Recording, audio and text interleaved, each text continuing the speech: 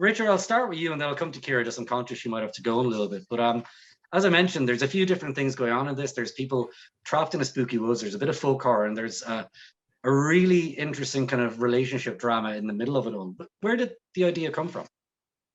Yeah, well, I guess the idea came from just all the different places. I mean, every horror film needs its general setup. So for that, it was me and Ali, my producer, who unfortunately couldn't be here, but was instrumental on everything across the board. We went for a walk in this forest that's local to her and not to me. And I was just blown away by how much I just didn't know where I was and how turned around I was. So that's where the general core idea of a forest that you couldn't get out of came in really for me. But then, that's not a story, that's just a setup. So the story then for me started being more about the relationship drama. If you put this couple together into it, and then, if you start looking into what's going on with this couple, for this one, it's about a lot of toxic relationships. And there's around the time that I wrote it, it was kind of, time's up in Me Too kind of time. I was very aware of all that kind of thing when I was doing it. So I think that permeated an awful lot. And as well, but at the same time, that's kind of a bigger sub side to it. But then when you're talking about the characters themselves, I spent an awful lot of time figuring out what each of the characters would be. Who are they? Ciara's character Rosie is a recovering addict in it. Tad's character Dan is someone who's a bit more sheltered and a bit more thinking he deserves everything he wants in life. And for me, it's just that kind of, I mean, most films really should be like an onion, I mean, the top layer is, it's a horror film. The next layer is that it's a relationship film. The next one is it's a, the social message film. The next one is, the actual, character intricacies. And that's the core of where it came from. I mean, for myself personally in life, and we might go into a bit deeper later on, but I was coming from, I'd kind of been in a bad funk with filmmaking about a year or so leading into it, and had made another film for no money that ended up kind of helping inspire, and Fright Fest, a festival over in London, helped encourage that as well. So by the time Bring It the Fear came around, it was more about trying to bring in an awful lot of positive experiences, a lot of positive people, a lot of the right things that you'd want to be using to make a film. And then, but life, as always, throws you curveballs, because the day we were supposed to do our first day of shooting was the day I ended up finding out that the show I was working on was cancelled. So I was out of a job. And then, before we could finish the film, this thing called COVID started rolling in. So we had to rework an awful big chunk of the opening of the film. Just all these kind of things that got annoying. But that's, there's a lot there to unpack. But the general basics is, I like a good film that's about, just core characters, really about the, I like the fact that it's kind of a two-hander. It's a small film. It's, it's a Tad and Ciara's film in a lot of ways, and I love that an awful lot about it. It is. They certainly. I think they're in virtually every shot of the thing together, mostly as well. It's a terrific two-hander, as he said. Just conscious you might have to leave a little bit because she's on set and graciously giving her time. I'm just going to turn to Ciara and talk a little bit about the character Sophie. So, how did you get involved in this project in the first place, Ciara? Firstly, apologies if it's a little noisy here, and I could get pulled out at any minute, so I'm really, really sorry. So Rich, I worked with Richard before, and he approached me with the script and just said, look, have a read and let me know what you think. And I read it and I loved it, but my concern was it was just pretty much two of us in the whole movie, so it was a massive responsibility, but I was delighted that he even asked me, to be honest. But it was great. That was like 2 years ago now, Rich, was it? Near 3 years ago. I think so, yeah. You're muted, Rich. Sorry, I was being trying to be polite. I had no idea, I had no kind of hesitation at all with what Ciara's ability could be for it, when it's trying to figure out who. I did. You have to have someone to believe in you, And Ciara, what attracted you in particular, apart from the script and the two-hander, but the character of Sophie is quite complex because she's, as Rich said, a recovering addict. She's in this fairly toxic relationship which has its own baggage, but also a thing I really like about her, she's almost like the voice of reason in the film, whereas Tad's Dan kind of tends to just kind of be wandering off and a bit oblivious and focused on the problems and his dark view of their relationship. She's just like, this, what is happening? This is freaky, this is weird, this is terrible. She was more of a realist, I think. When I read the script with the character, I just she's quite complex, and there's so many layers to her. And when I study a script and a character, I literally remember I come up to rehearsals and it's inside out, there's coffee stains. I really delve in as much as I can. But with her, she just wanted to escape.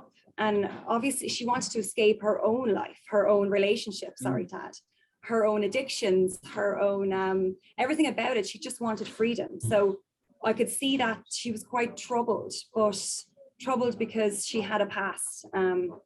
And it was just the role for me. I've never played someone so complex and had so many, I suppose, internal issues. So I knew it was going to be a challenge firsthand, but didn't realize it'd be so cold shooting it. But no, it was great. It was a great challenge for me. Well outside my comfort zone, but I enjoyed every moment of it. I think outside your comfort zone is a great place for an actor to be, because that's the challenges you want. But also you guys were very much outside of any comfort zone for a lot of the shoot, by the sounds of it. Tad, if I can turn to you for a moment, how is it for you? How did you get involved in the first place? And the character Dan, again, he's quite complex, and you managed to make him quite likable at the start, despite him not being terribly likable, but you're kind of going along with him.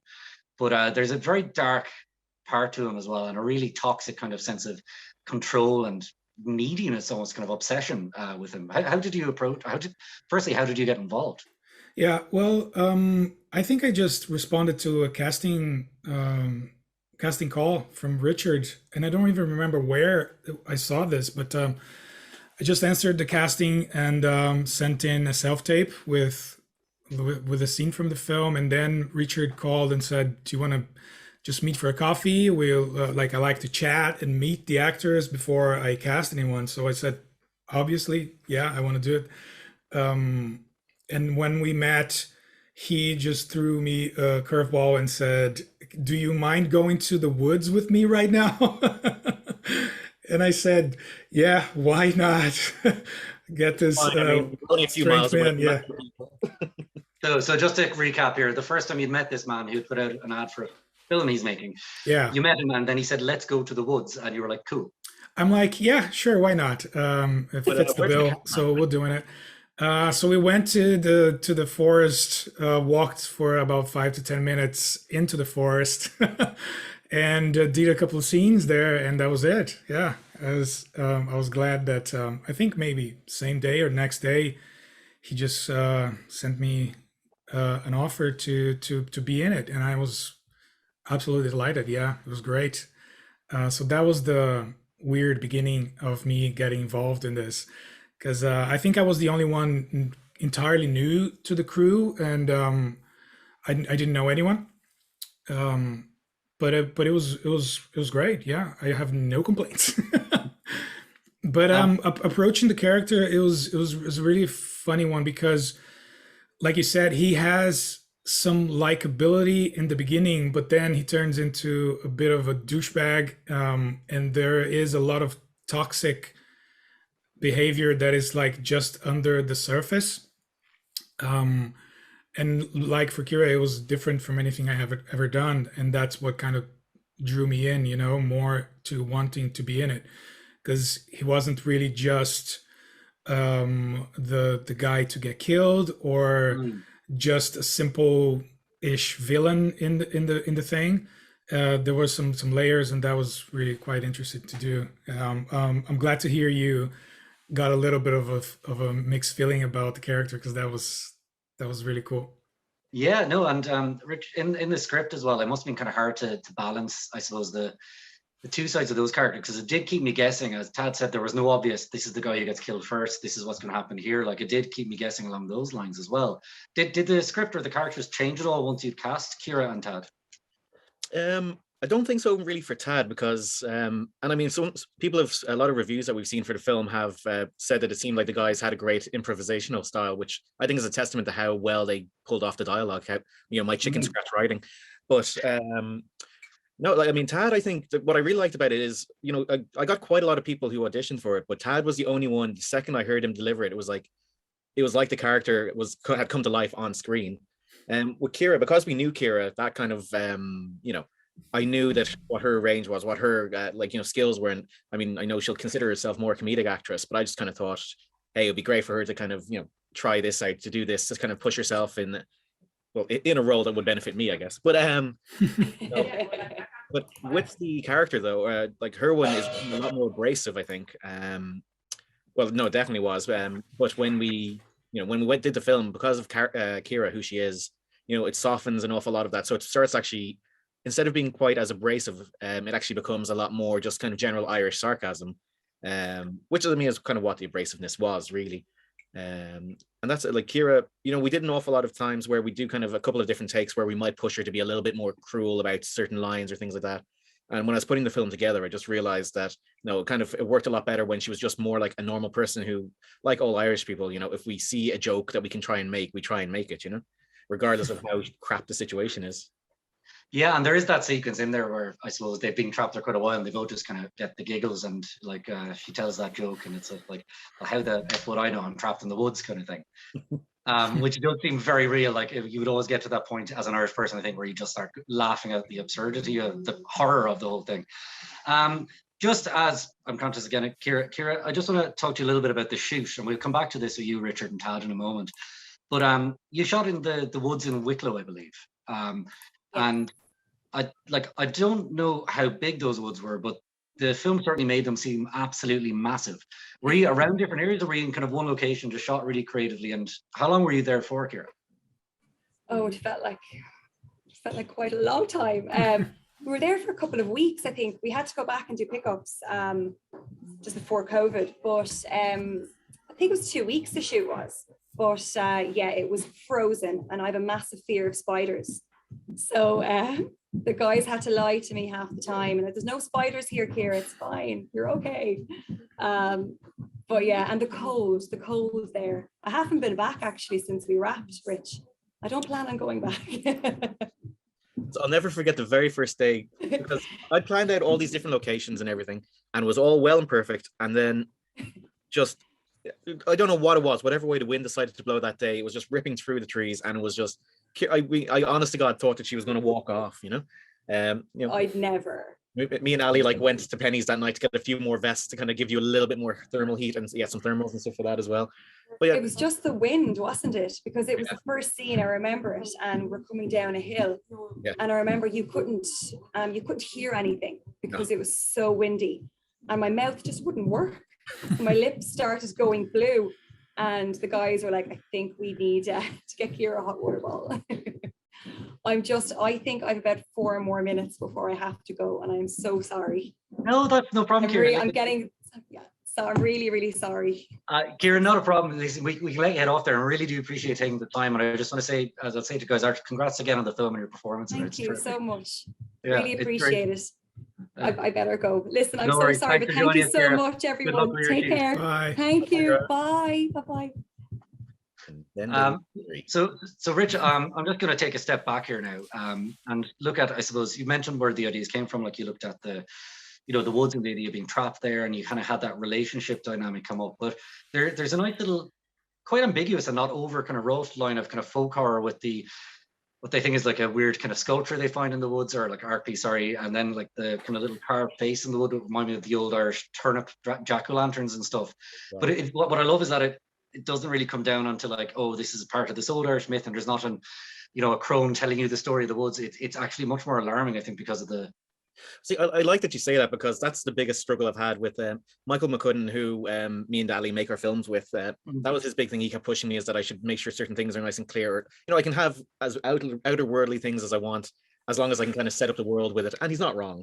But I know I'm a big fan of being so unsettled by things just being this way. I'm a big fan of J horror films or Lucio Fulci films, which are notorious for just having horrible things happen. And I like that. I mean, in my head, I can connect all these dots to a certain way. So, there's a reason why this, that, and the other is happening. And I probably have said, I hope I said it to Ciara and Tad. So they have a better idea of what's going on with it. But no, we were totally lost the whole time, had no idea what was happening. It sounds about right. Horrible director.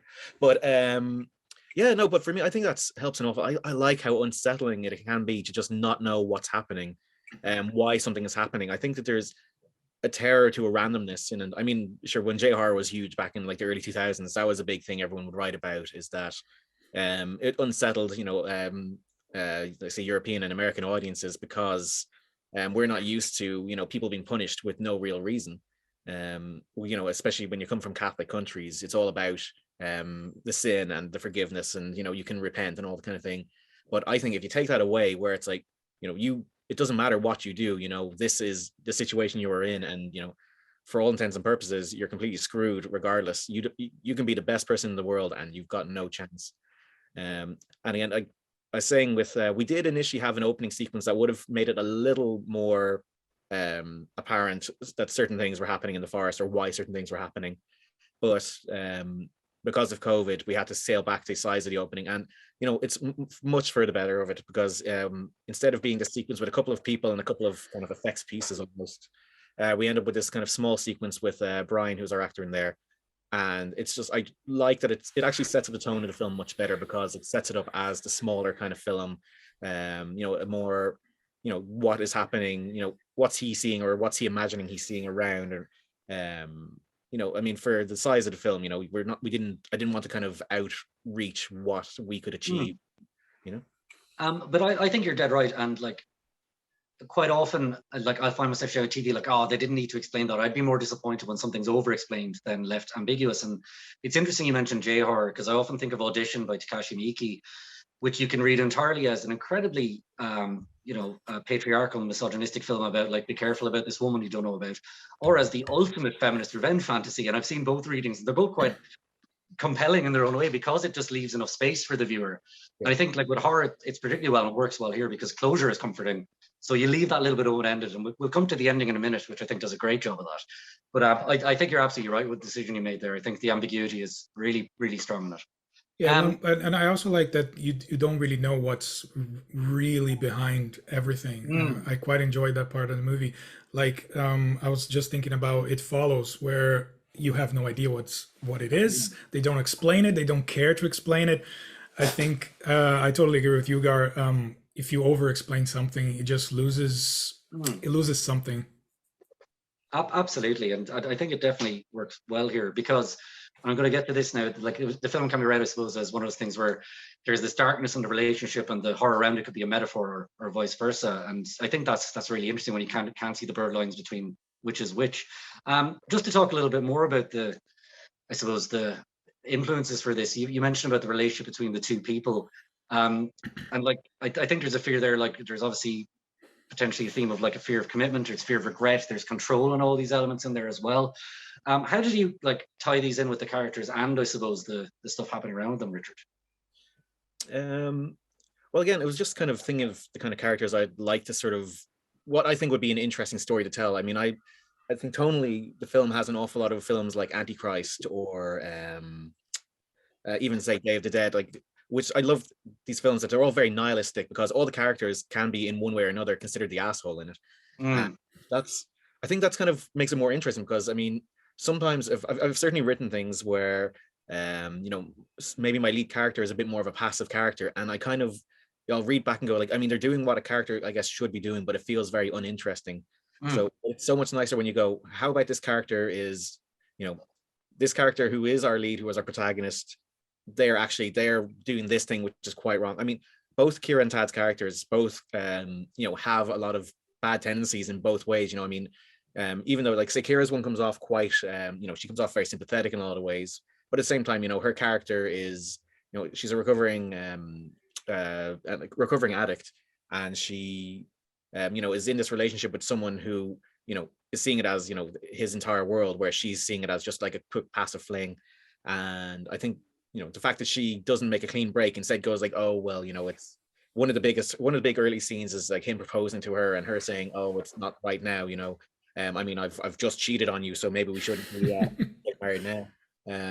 And as my now wife, producer on the film, Ali, will say to you, it's like, you know, I mean, she'll wonder how much of that came from real life and all, but like, no, there's been no cheating, there's been none of that stuff. At that point we weren't even engaged, but you know, I mean, there's an awful lot of thinking of like the patriarchy and stuff like that to do with the film, with everything, even the symbolism, the ring, and the role of Dan in it, you know, even, a slightly man-childish character in it.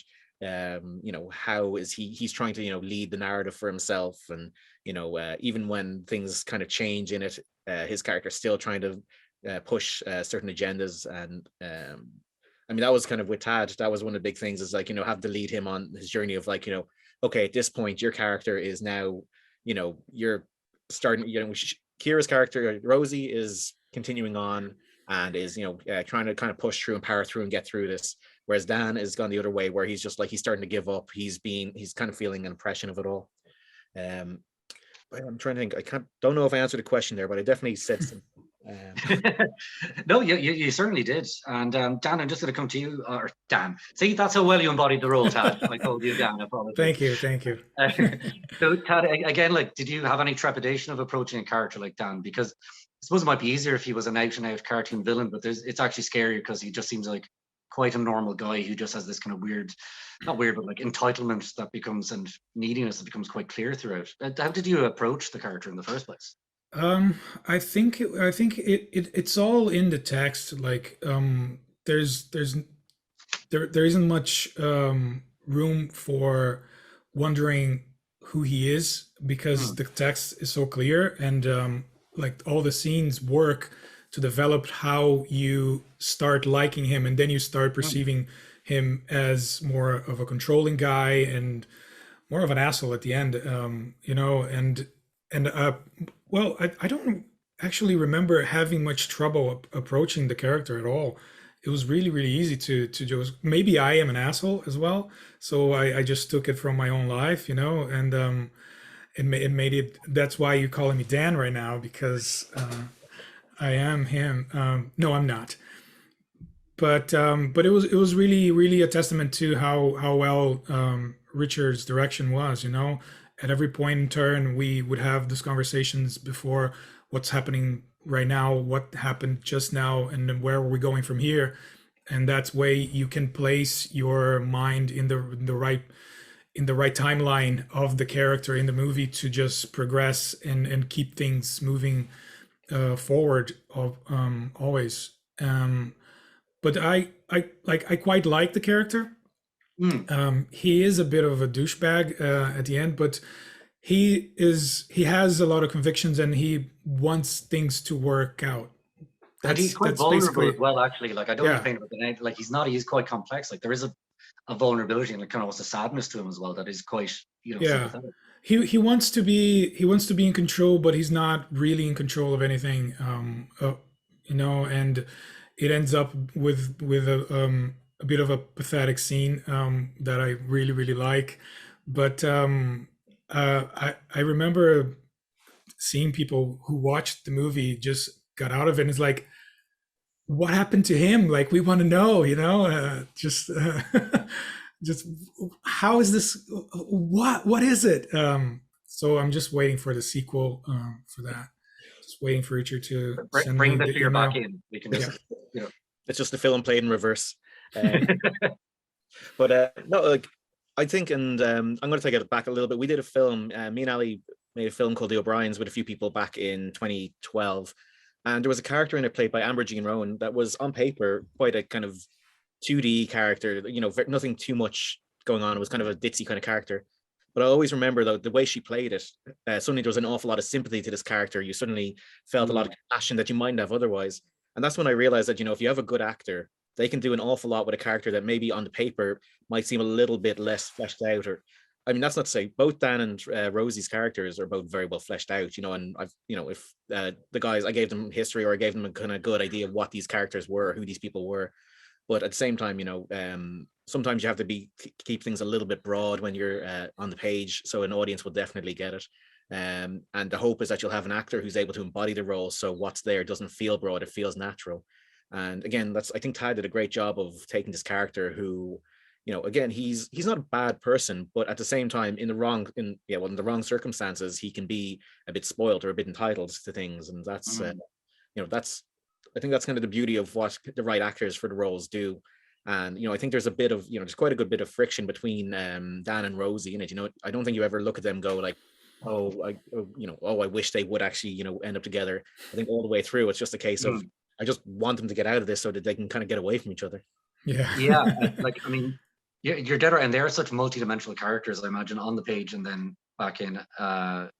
We have a cameo reappearance here from Ciara Bailey. It's back from Hi the dead. guys. Sorry, Ciara, Sorry. really bad things about you. I don't know how much you heard. Oh really? Oh God. I have another 10 minutes, so I hope you don't mind. I jumped back on. No problem. Tad actually Oh, acted sorry. as Ciara and did all the questions I had for you in character, which was really, really terrific. So you missed that.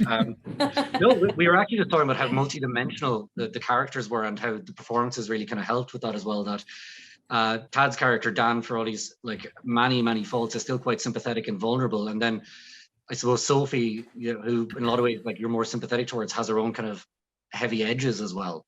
And just Tad was saying that the script, basically, it was all in the text and on the page, and that for him, like he didn't have a lot of work to do to get into character. Did you feel the same, Ciara?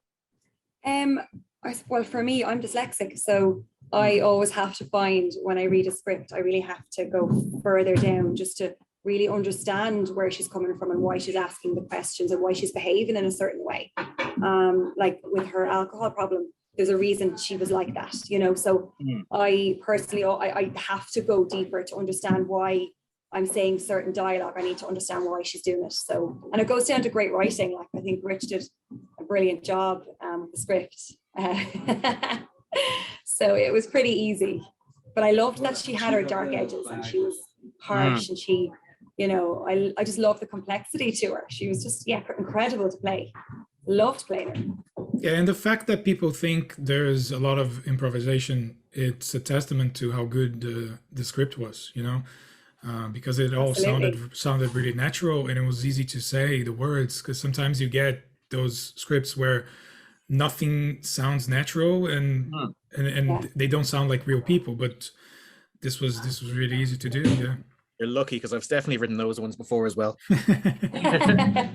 So Rich, we'll come back to you. You have your multidimensional characters. You've got like some of your cast here, like obviously to get your crew together. But I just want to take a step back, like, and how you funded the film in the first place. Like, it's by no means a big budget film by any way. So I'm just curious how you kind of got the funds and crew together. Yeah, so I'm going to I have to throw back a good bit from this. Is that we did the O'Briens in 2012, which came out in 2013. After like that did well enough for itself in terms of it got a bit of attention and it was on Aer Lingus and stuff like that. And at that time it seemed like this might be a good gateway into doing other films or getting funding or the likes. And it just nothing ever seemed to pan out. And then you'd be chasing projects with people and it would all fall apart. You'd be with people who maybe make it seem like they're further along with things happening than they actually are, and they're really wasting the time. And it became such a slog. And I mean, this went on for about 5 years. And Ciara asked, actually not Ciara, sorry, Kelly, who was in the O'Briens, who was very good friends with Ciara, asked Ali and I to help do kind of a teaser or a pilot for a show that they were working on. And we we love Ciara, we love Kelly and we love Ciara. And so we got on really well with them all, but it was just a really bad experience. There was one element on the set that just really kind of got me very down about the entire filmmaking process and all. And with that, I just kind of really pulled back from everything. I didn't want to be trying to chase that funding. I didn't want to be trying to play that game anymore.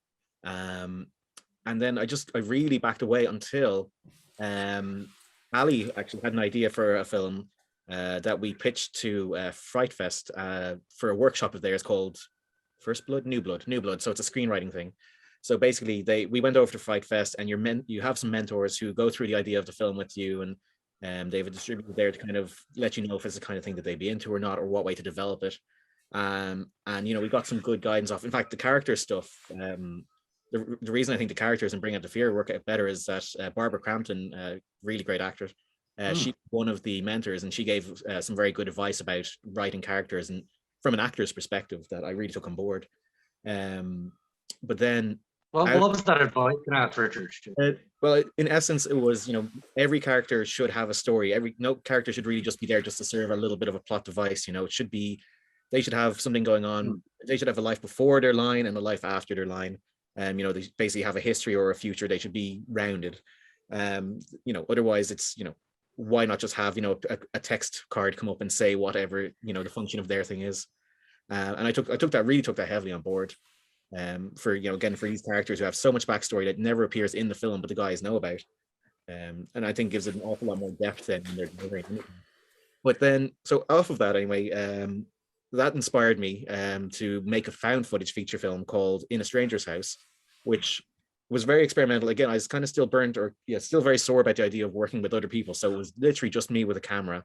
And for €30, I made this feature film that I just put out onto the world via Amazon. And it ended up getting quite a good bit of attention off people. It was very, it was very good for the soul. It kind of made me go like, oh, these things I like to do. I made this film for no money, and it doesn't matter if it does crap, because it's, it's the film I wanted to make. And that kind of rang through with some people, which was lovely. And that did well enough that we could use the money from that to go towards making another feature film. And I didn't want to wait another 8 years to make another feature film. I wanted to be jumping right on it now, while the energy is there, while the passion is there, and the fire is burning. And that's what we took the money from that film to make Bring Out the Fear. And now, don't get me wrong, like, it's not much money at all. And I mean, everyone who was involved in it will tell you it was not much. The way we shot it is, we shot it in 2 5-day chunks. So I think it was about a month possibly in between, or maybe 3 weeks in between each block. And then we did an additional pickup day, I think, with Tad. Ciara, then Tad's saying no, so it must be Ciara. And then we did a few like additional pickups like during COVID, and all, get the cutaway shots of cars driving or whatever. But we went to Rowan, who was our cinematographer.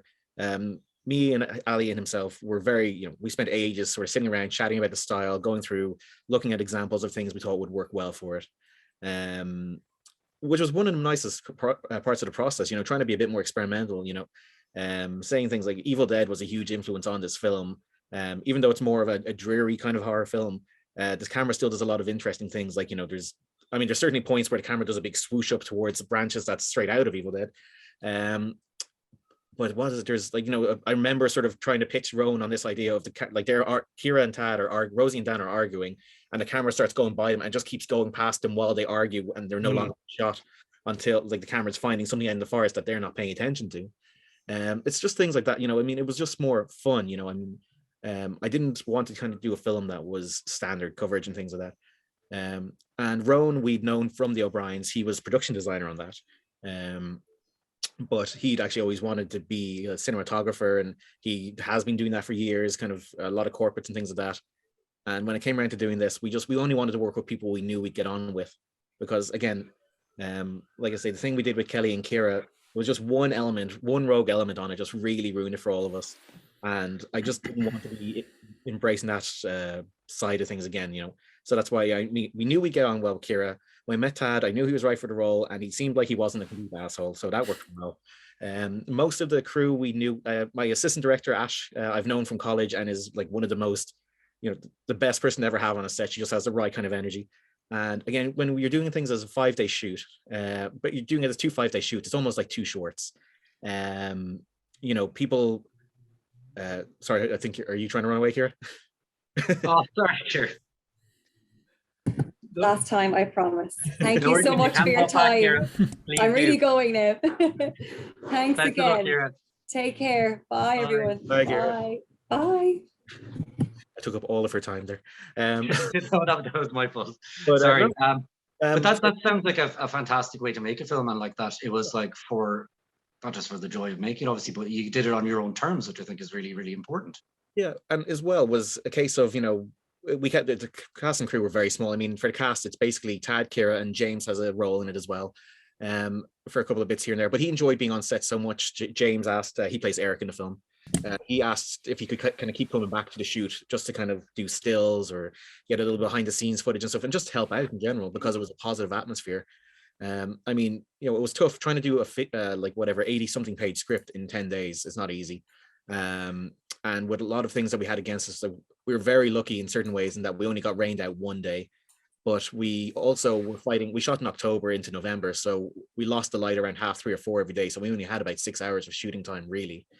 But I mean, and I'm very aware, I mean, if you're looking to make a career out of these things, if it's your living, these kind of projects are not easy. These aren't the kind of projects people would be chasing up. But and when I'm not doing these things, I'm an editor. That's my day job. I go job to job, show to show. But I mean, there's times when I might want to do something different. I love horror films. I love narrative things. So I'll be chasing up things like that. I'll be chasing those things in my spare time that I can do, if not for very cheap, for free or something like that. And if the right project comes along, I'm happy to jump on that. And I mean, I know that sometimes, if I see people put those kind of things out there where they're looking for people to help out in these passion projects, and they might get eaten alive by other people who kind of see it as an exploitation of other people. And I can very much understand that viewpoint, but at the same time, I'm in that boat where, I mean, this is how I make my living. So if I'm not earning money from it, I'm not earning money. But at the same time, sometimes I go, I mean, I'm earning my money doing certain things, but I would like to try this other thing or do this other thing that's just good for what I want to do. And I take that perspective with everyone I was working with, that, I mean, we were lucky, like, Rowan didn't have to work during the time, so it was just the right time to get him. Tad and Ciara were okay with the time we were doing it. I mean, our Dylan, who was doing our sound, there was one day he couldn't do because he had paid work, and we weren't fighting against that or anything like that. I mean, that was the breaks that we were going through. I mean, we were making a very, very low budget film, basically based off of the skills and the goodwill of the people who were involved in it.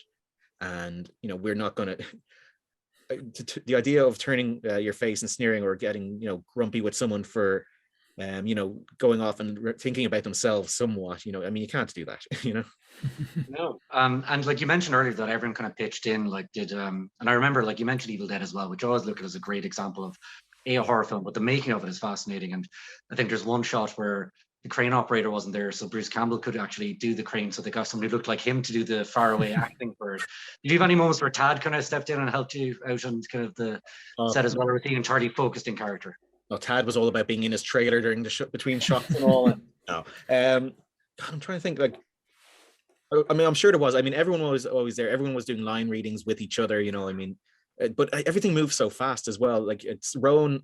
There's probably there's definitely a few behind the scenes. I think Tad tweeted a few pictures earlier today, where you can see it's like, Rowan has the camera, in this handheld rig, and even though a lot of times he had this glide camera rig as well, and there was no time between anything. We were shooting so much and we were moving so fast that it was keep going, it was go or die. But even, like, no one was precious about carrying the gear from location to location. And earlier on, you asked Ciara about the area. It's actually quite a small forest in a way. It's about probably 2 kilometers across at the most, or something like that. So it's quite a small area. We just kind of use the right areas and move from bit to bit.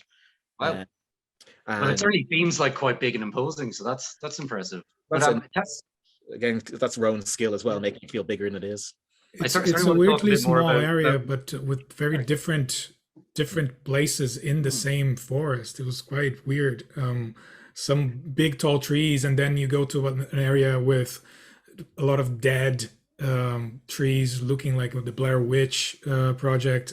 So it was really, really cool. Yeah. I can see a little meta kind of film of someone shooting a horror film in the woods like that, and then it's like, wait, we shot here yesterday, didn't we? It was like, no, that was back over there.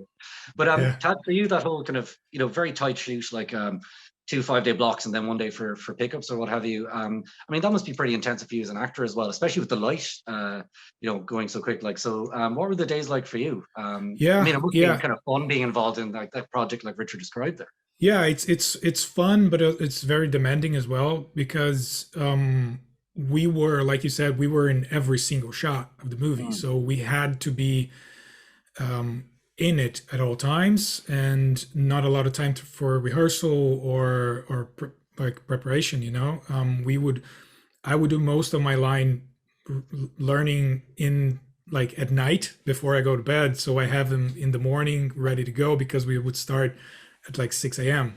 5 a.m. waking up, going to set and getting ready, because it's already bright outside. So we had to be on our toes at all times. And like, this was my first feature. And I've shot short films that were longer shoots than this, so it was thrilling. Well, for your first feature, you certainly did a great job in stepping up from the short role in such an intensive role, Tad. Richard, on what Tad was saying there about the light, another thing I love about the film, and I meant to mention it earlier, is that it's a daytime horror. Which is really hard to do right, I think, sometimes. Or like people sometimes, like, I've read things where people shot them and they're like, it doesn't work, we're gonna have to make it look day for night or something like that. But it really works here. It has that kind of with the mist and stuff, it has that kind of almost Silent Hill kind of vibe, if I can throw a computer game reference at it. Well, it's actually, now when you say that, Silent Hill and Blair Witch are 2 huge influences on it as well. And again, Silent Hill obviously has that J-horror vibe to it as well, being a Japanese franchise.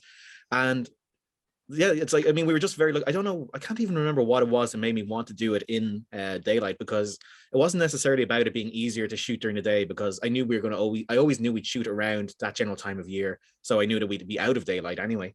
But maybe it was just the idea of, like, you don't see many horror films that are set during the day, so instead of it kind of getting darker and darker, it just gets colder and colder. And you know, I find that that low light is just absolutely gorgeous throughout it.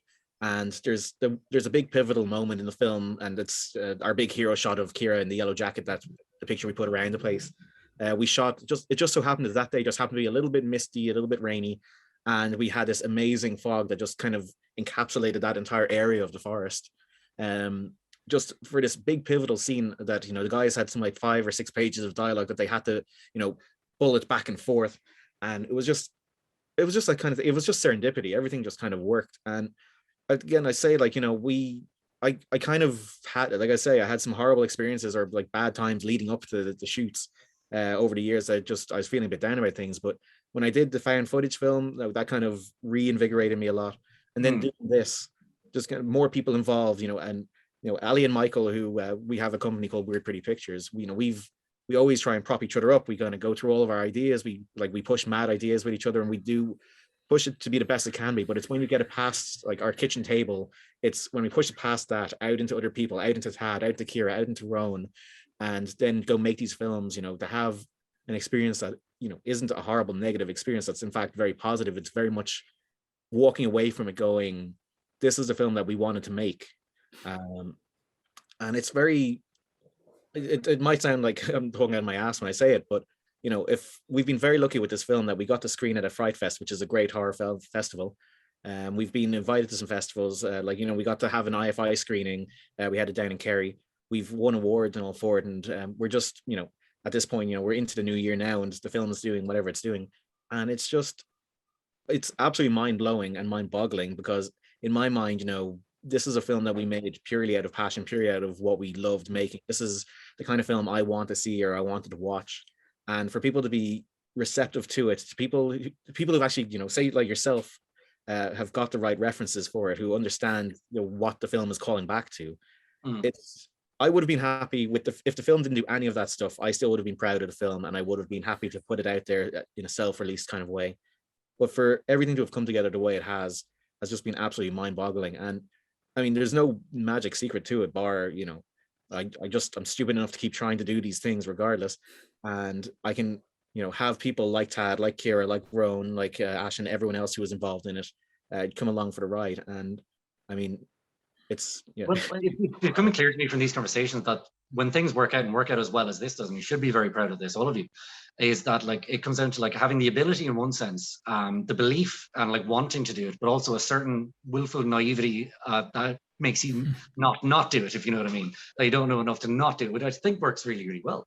Yeah, I don't know how Tad feels about this, but for me, certainly, I mean, I've done this before. Like, this is my 3rd feature film, and it's 4th. I produced a feature film before the O'Briens as well, and I mean, I'm well aware that I'm capable of doing these things, but at the same time, every time I go to do it, there's always that panic of, you know, who's going to want to be involved in this? Why would someone want to do this? Like, you know, if there's no one involved, who is going to want to touch this? Who's going to like my, you know, weird out there ideas? Who's going to be wanting to do these things? That's probably going to be a bit of stress and all that, or, you know, it's going to take a year and a half or it's whatever for it all to come together in the end. Who's going to want to do that? And I mean, time and time again, the answer is plenty of people want to do that. It's just, you know, you just have to get over that fear, I guess, you know. I mean, you know, when you bring out the fear, you know, push away the fear. Yeah, I think for me, feel the fear and do it anyway, I think is always a good one. Like, I've got about 4 or 5 minutes of questions left myself, and I see some questions coming in here. So please keep them coming with the Q&A button at the top or bottom, not the raise hand or anything. Just press the Q&A one of you and type your question. There's some good ones here already, but I just want to talk a little bit about, you mentioned that kind of hero shot with Ciara with the orange or the mustard kind of sweater, which worked really well. But and we were talking about the light of it. But Rowan really did do like a fantastic job on it. Like the woods really seem huge and much more imposing than they are. They never seem repetitive or anyway. And there's some great kind of like what I assume are drone shots and those kind of higher up shots as well.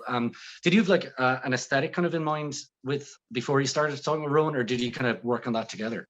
No, definitely had one ahead of time, and just with that hero shot, I have to, because if she watches this back and sees me not mention it, she'll kill me. But that hero shot is Ali's idea, 100%.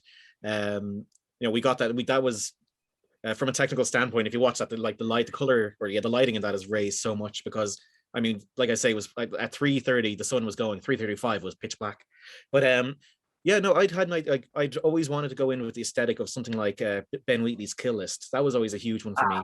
Then there was other films like is it Josh Lobo's I Trapped the Devil, which has a lot of long shots, like long takes, I should say. And I just bring a lot of these references to Rowan, and then Evil Dead for some of the more frenetic pieces.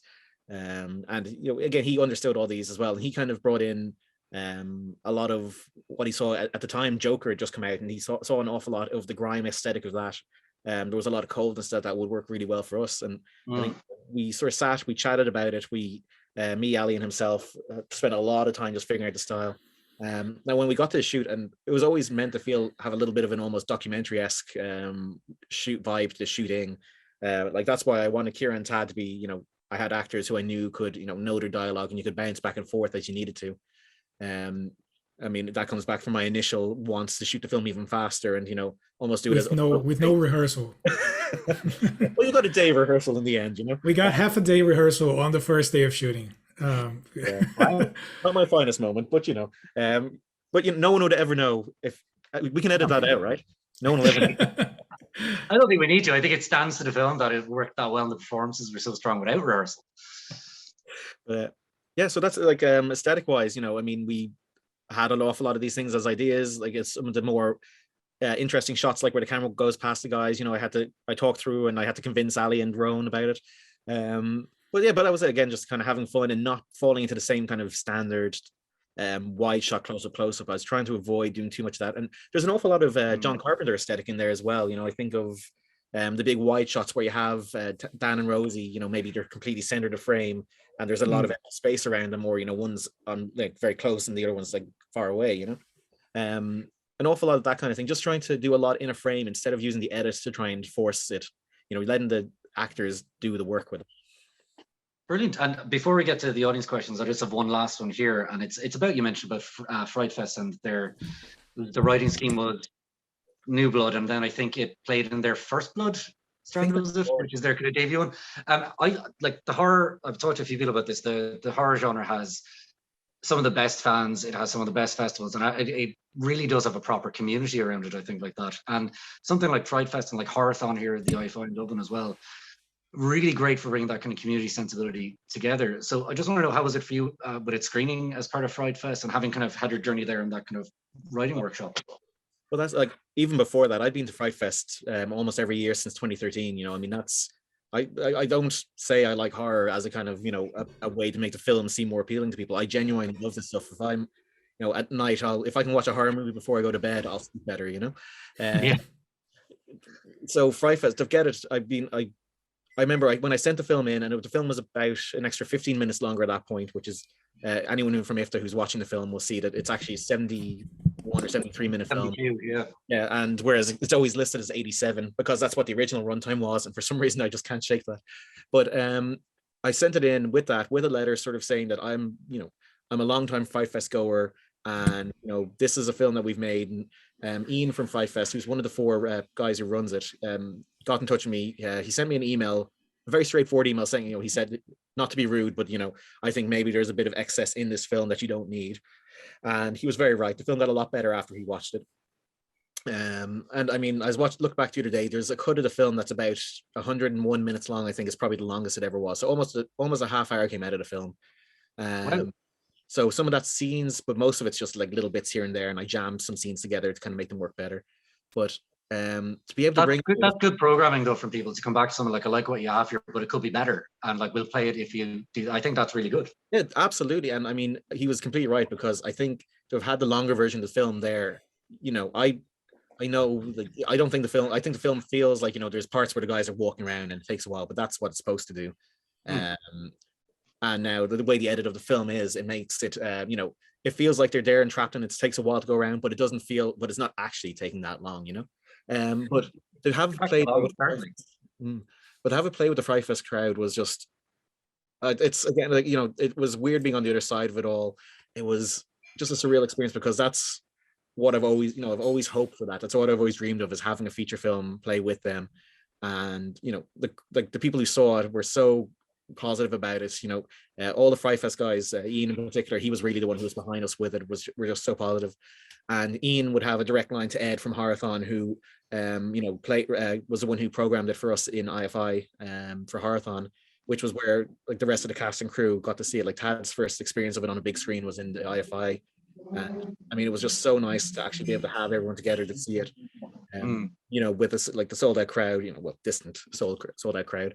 But everything about it, just sending it around the place, you know, being involved with, like, I'm part of all the different horror groups on Facebook and on, like, you know, I connect with all these people on Twitter, and you know, it's something I'm purely in love with. I love horror, I love genre, because I guess it goes back to almost those Hansel and Gretel kind of stories where, you know, you can have a story that has a lot going on. You know, it can be a horrific story, but it can have a moral, it can have a lesson, it can have a lot in it. And, you know, I mean, not every genre allows you to do that. You know, comedy has a lot of that as well, but horror just speaks to me because you can go very fantastical, you can go very mad, but at the same time, you can be very human, you can be very primal with things, or you can be very emotive with things. And that's just really, that's why I think that's my favorite thing about horror as well, is like the bigger the fiction and fantasy of it, the bigger truth you can tell with it. I think it's fantastic. Tad, for you, before I get to the questions, how was that screening at Horathon? And firstly, would you have been a horror kind of genre fan like Rich is there, or is it something that was kind of new to you for this? No, yeah, I love horror as well. It might be my favorite movie genre as well, and just I got to watch so many movies just preparing for this, because I just went into all of the forest woods based horror movies, and it was just so, it was a delight. I had never watched The Blair Witch before 2019, so that was my first time watching it in preparation for this. I don't know why. I think it was just one of those where people talked about it so much that it kind of puts you off of it. But then I give it a chance, and then I watched it like 3 times in the same week. It was just incredible. But the Horathon was incredible to see people watching it for the first time, but horrible for me to be in it. And I will never do it again. That's a promise I made to myself, because it's terrible to see your face in a huge screen. I can't watch these back. I can't even listen to my voice, and I can't imagine how it is for an actor having put infinitely more work into a performance. I'm going to take some questions for guys at home here. I've got Mags Daly here, who asks, how was it recording sound in the woods? The wind must have made that difficult, but the film sounds fantastic. Well done, by the way, great film. Rich, was there any problem with the sound, or any challenges you faced with it? Well, I think like Ciara was saying, the first day we had one scene on the side of the mountain where the wind was just ripping through, so we ended up having to we recorded all that audio wild on the other side of the mountain, but we ended up dropping that scene. I think there's a shot of it, it's them walking down, the camera pans by a tree, sorry. But for the most part, like Dylan was our sound operator, and you wouldn't expect he's just nice, funny, quiet guy there with his boom and his sound recorder, just getting this ridiculously good clear audio. Every now and again you go like, oh, I can hear a truck, just hold on a sec. And that's we were quite close to roads and stuff like that, so you could hear things like, you could hear a dart every now and again honking in the background, or you could hear dogs, or you could hear cars, and he'd just say quite like, just give it a second and we'll wait for this, like, you know, plane to go by. You know, we went up really looking out with it. Well, I say we ended up looking at, there was definitely times when we were probably waiting like 10 or 15 minutes for a group of children to finish walking by in a path so we could shoot a dialogue scene. But for the most part, it absolutely went amazing. Very lucky to win. But again, I put that very much down to Dylan's talent, because and actually Ivan Jackman, who did our sound mix, he did a great job cleaning up any of the audio as well, because like I mentioned, there was one day when Dylan couldn't be there, so I did the sound, and there was only like one line that had to be recorded, and it was atrocious, and I'm the one who recorded it, of course.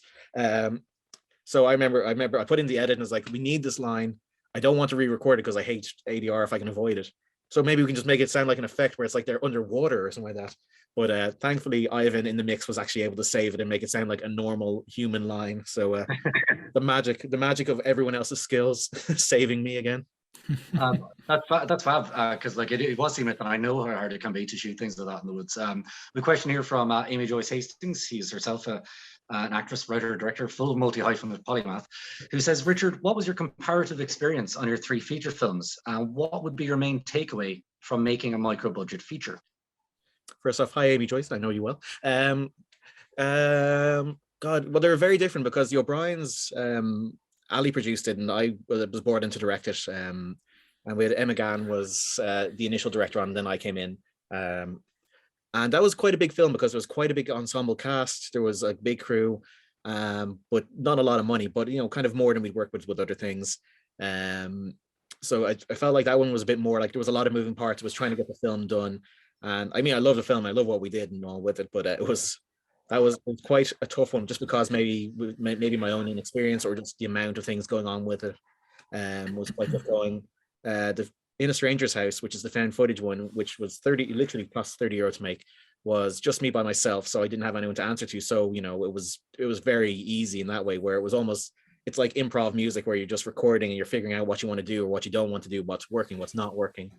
But I mean, to do something like Bring Out the Fear, though, I mean, I think I liked that a lot because it's outside of just my own skills. I'm bringing all the skills of all these other people. I'm bringing people who can act. I can bring in people who can shoot well, and bring in people who record great sound, or Steve Nolan, our great composer. It's great when you can bring all these different people together. I think comparatively, it's nice to kind of do things like that. And even though, again, I was talking about, there's that fear of when you're doing a feature film, kicking it off or getting it going, or who's going to want to be involved in this is always the most daunting part of it. But then, once it gets going, once we were doing it, I mean, when we were on set, there was never a moment where I thought, oh God, this person just doesn't want to be here. They just want to leave. And I've been on sets like that before. That's where I've had a problem before. Whereas with this, it was the opposite. I mean, you'd have Ash cracking jokes nonstop. You'd have Roan, being very chill about things. You'd have like Tad and Ciara being upbeat. There was no moment. And I know it sounds like people say this, but I'm not blowing smoke here. I mean, everyone was just so lovely with it all. I mean, I think there was one day where people were a bit kind of grumpy, or well, I was grumpy, but for the most part, everything was absolutely great. I think comparatively, I think that's kind of a good atmosphere to go for. Is me and Ali really kind of thought about who we wanted to work with on this feature, and we kept it small. The budget was so small, whereas the O'Briens was a bit bigger. The money was coming from a few different people, even though it was still a very small budget. There was a lot of inner workings like that kind of maybe made things smaller, or made a bit of politics or whatever. It was just kind of tougher going. Whereas Bring Out the Fear was really just a lot more about, this is the film we're wanting to make, and these are the people who are wanting to be here to want to make it. And I think that makes a huge difference. And if anyone's to go out and try and make a film, listening to your gut really seems to go a long way, because when I worked on some things that didn't feel like they went well, it's typically the things that didn't go well were the things in my gut at the top of it I could feel were going to be a problem. And I just, I try and shove it down and go, no, that's going to be all right. But really, at this point, I think I got to learn that you just got to listen to your gut sometimes and realize that for all the best hope in the world, sometimes some things are just going to fall apart. And, you might subconsciously actually already know that. That's great advice. And Amy, Joyce, thanks for the great question. I just have time for one more question here. It's from Jason Wright, who says, love the film, it's great, and love hearing you guys talk about how useful or how interesting the ambiguous, I can never say that, ambiguous nature of the film is. But come on, what really happened at the end? So this is for Tad, by the way. He said, Tad, what do you think happened in that last enigmatic scene? Because Rich won't tell us. I don't know. I'd like to think that Rosie suffered some justice, because what happened to her boyfriend? Nobody cares. I care. I want to know. It seems like nobody does. So it is true. Just like something happened to him. She's gone. I want to know what happens. Like, there's dead people in the woods. I mean, is the police going to get involved? That's what I want to know. I don't care about the demon in the woods. I want to know what happened to Dan. Tad, I think it'd be great. You can start like maybe a short follow-up or something about the search party for Dan, or the people going looking for Dan. Someone finally kind of cares about it and not very happy for banning him. I think that could be a nice spin-off for you there. Guys, listen, I'm sorry I'm out of time here. I'm a little bit over as well, but thank you all for sending your questions. Sorry if I didn't get to them all. But it's just a last one here from Kathleen Warner Yates. Thank you. Great questions and honest, detailed answers. Congratulations. I have to agree with that. Like, really great honesty and detailed answers from both of you. And please do return to Ciara next Saturday. Thank you very much for making yourself available in the middle of shooting. But guys, really enjoyed the film, and I'm sure everyone tuning in here as well did. Congratulations. Where can people see it now, if they can recommend it to people to go check it out? Well, right now it's nowhere to be seen. We have a sales agent, so we are in the process now. So hopefully towards the latter part of the year, it'll be a lot easier for everyone to see. Well, Rich, please keep us informed. We'd love to support in any way we can. And congratulations again to all of you. It's a terrific project, and really look forward to seeing what you all do next.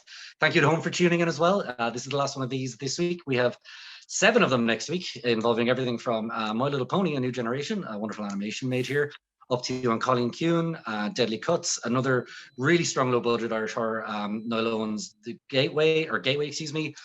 We've The Letters, The Last Roll, Finding You. We've an awful lot on next week. So please do keep an eye on IFTA.ie for more of these. And talking to wonderful people like Richard, Tad, and Ciara. Thank you all very much again, and have a great weekend, guys.